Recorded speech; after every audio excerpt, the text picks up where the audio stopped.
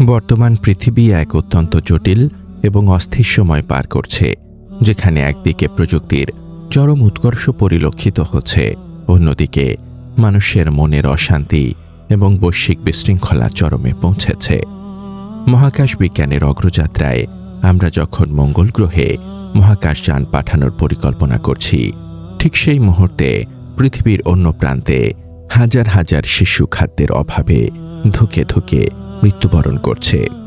তথ্যের অবাধ প্রবাহের এই যুগে সেকেন্ডের ব্যবধানে সংবাদ এক প্রান্ত থেকে অন্য প্রান্তে পৌঁছে গেলেও সত্যের সন্ধান পাওয়া আজ কঠিন হয়ে দাঁড়িয়েছে, কারণ তথ্যের সাগরে মিথ্যা, বিভ্রান্তি এবং ভুল বোঝাবুঝির প্রলেপ এতটাই শক্তিশালী যে প্রকৃত সত্য আজ জন অরণ্যে হারিয়ে গিয়েছে।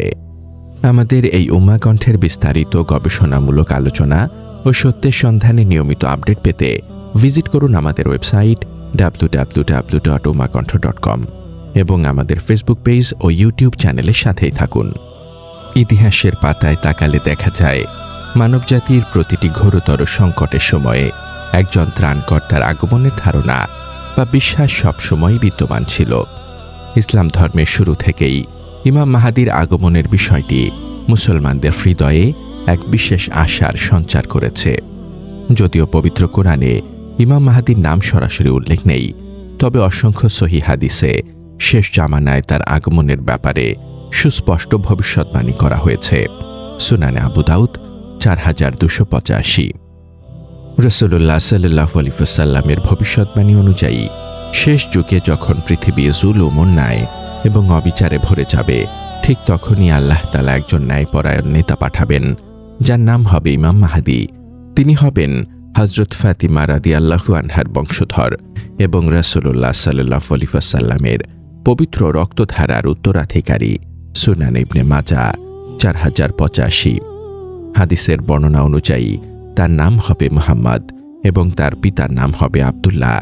তিনি একটানা 7 থেকে 14 বছর পৃথিবী শাসন করবেন এবং তার শাসনকালে পৃথিবীতে এমন ন্যায় বিচার ও সাম্য প্রতিষ্ঠিত হবে যা মানবজাতি আগে কখনো দেখেনি। ইমাম মাহাদির আগমনের এই ধারণা নিয়ে ইসলামের প্রধান 2 সম্প্রদায়ের মধ্যে দৃষ্টিভঙ্গির কিছুটা ভিন্নতা রয়েছে। সুন্নি ইসলাম মতে ইমাম মাহাদি এখনও জন্মগ্রহণ করেননি এবং কিয়ামতের নিকটবর্তী সময় তিনি আবির্ভূত হবেন। অন্যদিকে শিয়া সম্প্রদায়ের বিশ্বাস অনুযায়ী তিনি 869 খ্রিস্টাব্দে ইমাম হাসান আসকারির পুত্র হিসেবে জন্মগ্রহণ করেছেন এবং বর্তমানে তিনি গায়বত বা অদৃশ্য অবস্থায় আছেন এবং আল্লাহর নির্দেশে নির্দিষ্ট সময়ে পুনরায় প্রকাশ পাবেন। তবে দৃষ্টিভঙ্গি যাই হোক না কেন, চূড়ান্ত লক্ষ্য এক, তিনি এসে পৃথিবীকে বদলে দেবেন এবং সত্যকে প্রতিষ্ঠিত করবেন।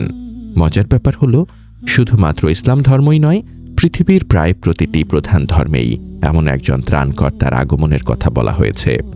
খ্রিস্ট ধর্মের যিশু বা ঈসা আলাইহিস সালামের দ্বিতীয় আগমনের কথা অত্যন্ত গুরুত্বের সাথে বিশ্বাস করা হয়, যিনি মানব জাতিকে পাপ থেকে মুক্তি দেবেন। ইহুদিরা আজও তাদের প্রতিশ্রুত মসীহের অপেক্ষায় প্রহর গুনছে, যারা বিশ্বাস করে তিনি এসে পৃথিবীতে শান্তি ও ন্যায়ের রাজ্য কায়েম করবেন। হিন্দু ধর্মে কল্কি অবতারের কথা উল্লেখ আছে, যিনি কলিযুগের অন্ধকার বিনাশ করবেন, এবং বৌদ্ধরা মৈত্রেয় বুদ্ধ এর অপেক্ষায় রয়েছেন, যিনি মৈত্রী ও জ্ঞানের বার্তা নিয়ে আসবেন। ইতিহাসের দিকে তাকালে দেখা যায়, যখনই মানব সভ্যতা চরম নৈরাজ্যে নিমজ্জিত হয়েছে, মানুষ তখন আকাশপানে চেয়ে থেকেছে একজন মুক্তিদাতার আশায়। এই গভীর বিশ্বাসের সুযোগ নিয়ে বিভিন্ন সময় অনেকেই নিজেদের মাহাদি হিসেবে দাবি করেছেন।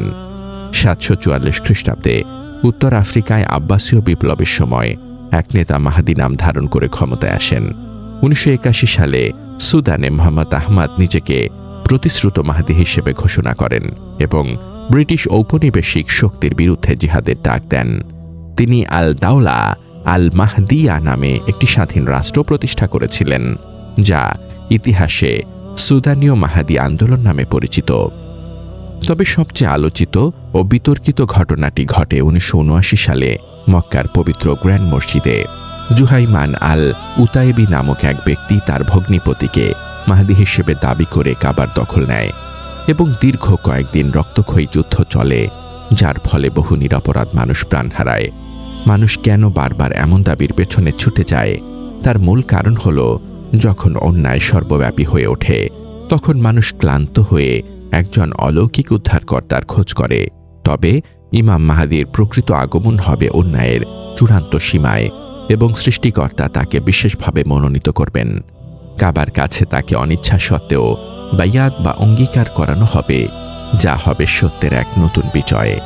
একই সাথে ইসলামের ভবিষ্যৎবাণীতে দাজ্জালের ফিতনা বা প্রতারণার কথা অত্যন্ত গুরুত্বের সাথে এসেছে, যা হবে মানব ইতিহাসের সবচেয়ে বড় পরীক্ষা। সহিহ হাদিসে দাজ্জালকে সবচেয়ে বড় মিথ্যাবাদী ও প্রতারক হিসেবে আখ্যায়িত করা হয়েছে, যার হাতে থাকবে অলৌকিক ও ভয়ঙ্কর ক্ষমতা। সে মৃতকে জীবিত করা, আকাশ থেকে বৃষ্টি নামানো এবং মাটির উর্বরতা পরিবর্তনের মতো কাজ করে মানুষকে বিভ্রান্ত করবে। সহিহ মুসলিম 2937। সে নিজেকে খোদা দাবি করবে এবং দুনিয়ার সব ভোগবিলাস তার অনুসারীদের হাতে তুলে দেবে। অনেক গবেষক মনে করেন দাজ্জাল কেবল একজন ব্যক্তি নয়, বরং এটি একটি মিথ্যাবাদী বিশ্ব ব্যবস্থা বা সভ্যতা, যা মানুষকে কৃত্রিম সুযোগ সুবিধা দেখিয়ে সত্য থেকে বিচ্যুত করে। আজকের এই আধুনিক মিডিয়া প্রযুক্তি এবং কৃত্রিম বুদ্ধিমত্তার ভুল ব্যবহার যদি মানুষকে নৈতিকতা থেকে সরিয়ে দেয়, তবে সেটিও দাজ্জালীয় ব্যবস্থার একটি অংশ হিসেবে বিবেচিত হতে পারে। বর্তমান বিশ্ব পরিস্থিতির দিকে তাকালে দেখা যায় ফিলিস্তিন, কাশ্মীর, ইউক্রেন এবং সুদানের যুদ্ধ আজ কেবল সংবাদের শিরোনাম নয়, বরং মানুষের নিত্যদিনের যন্ত্রণায় পরিণত হয়েছে। একদিকে বিলিয়ন ডলারের সম্পদ, অন্যদিকে কোটি কোটি মানুষের অনাহার। এই চরম বৈষম্যই ইমাম মাহদীর আগমনের ক্ষেত্র প্রস্তুত করছে। আধুনিক বিজ্ঞান আজ জেনেটিক ম্যানিপুলেশন এবং এআই এর মাধ্যমে স্রষ্টার ভূমিকায় অবতীর্ণ হতে চাইছে, যা চরম ঔদ্ধত্যের লক্ষণ। ইতিহাসে দেখা গেছে মানুষ প্রায়ই তার প্রকৃত মুক্তিদাতাকে চিনতে ভুল করে, কারণ নবী রাসূলদেরও তাদের নিজ জাতির মানুষরাই প্রথমে অস্বীকার করেছিল। আজ যদি ইমাম মাহদী আসেন, আমরা কি তাকে সোশ্যাল মিডিয়া ট্রল, মিম আর ভুল প্রচারণার ভিড়ে চিনতে পারব, নাকি আমরাও তাকে অস্বীকারীদের কাতারে দাঁড়াবো? ইমাম মাহদীর ধারণা কেবল একটি ধর্মীয় বিশ্বাস নয়, বরং এটি একটি নৈতিক বার্তা যে অন্যায়ের রাজত্ব যতই শক্তিশালী হোক, চূড়ান্ত বিজয় সত্যেরই হবে। আমাদের উচিত কেবল একজন মুক্তিদাতার অপেক্ষায় বসে না থেকে নিজেদের ভেতরকার লোভ, মিথ্যা এবং অন্যায়ের বিরুদ্ধে সোচ্চার হওয়া। আমরা যদি নিজেদের পরিবর্তন না করি, তবে কোনো বাহ্যিক মুক্তিদাতাই আমাদের উদ্ধার করতে পারবে না। সত্যের এই মহাযাত্রায় আপনি কি শেষ পর্যন্ত সত্যের পাশে ছিলেন, নাকি ভিড়ের মধ্যে একজন নির্লিপ্ত দর্শক হিসেবে জীবন পার করেছেন? সেই প্রশ্নটি আজ সবচেয়ে বড় হয়ে দাঁড়িয়েছে। সূরা আল আম্বিয়া আয়াত 105।